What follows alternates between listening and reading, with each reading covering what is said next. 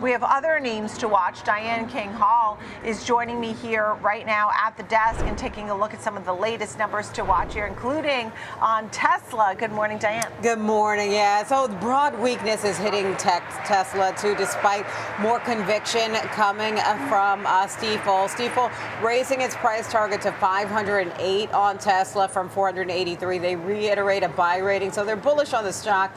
It is taking a step back this morning, though, down about 1%.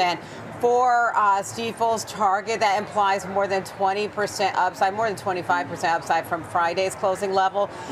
The reason their conviction is increasing is stronger Q3 results, and they talked about accelerating autonomy progress here, advancing the FSD reasoning capabilities. They like that. They like what they're hearing about robotaxi progress, the operations expanding in Austin and the Bay Area, with plans to reach nearly a dozen metro areas by the end of this year. So they like that, the progress there, the expansion plans for Nevada, Florida, and Arizona. They think that will be a tailwind for Tesla.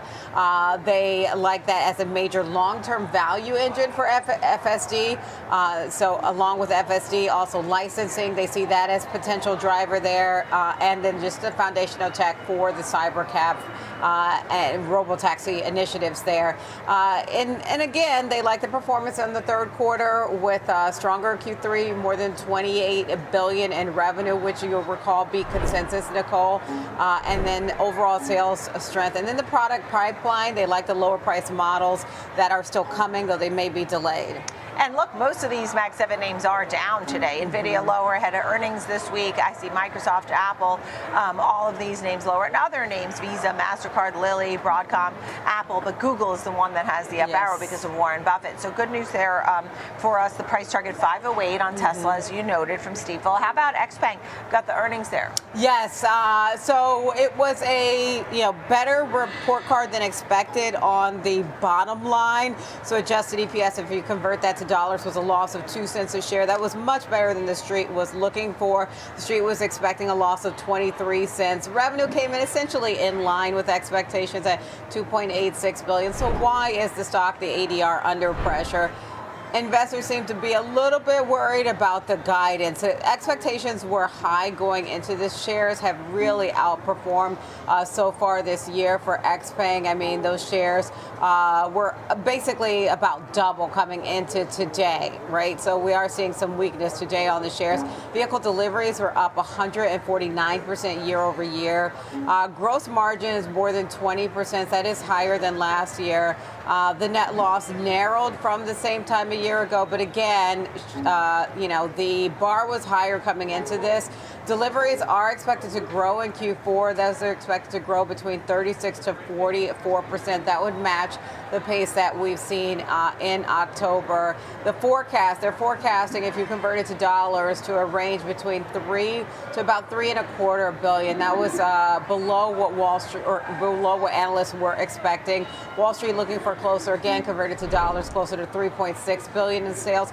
There's been this ongoing price war with the Chinese EV makers. So whether you're thinking of XPeng, NIO, BYD, etc.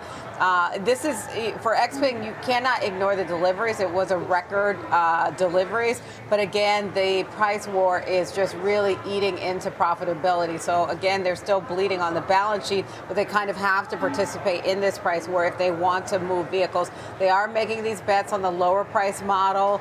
They've made the push with the mass market with this Mona M03. So there is some concern about how that does to appeal of its more expensive models. But it is a bet that they're willing to take in this space, again, given the price wars, Nicole. Mostly good news, as you noted, all of those things. The one thing I didn't realize that they were doing were the self-operated charging stations. Yes. That network reached 2,600.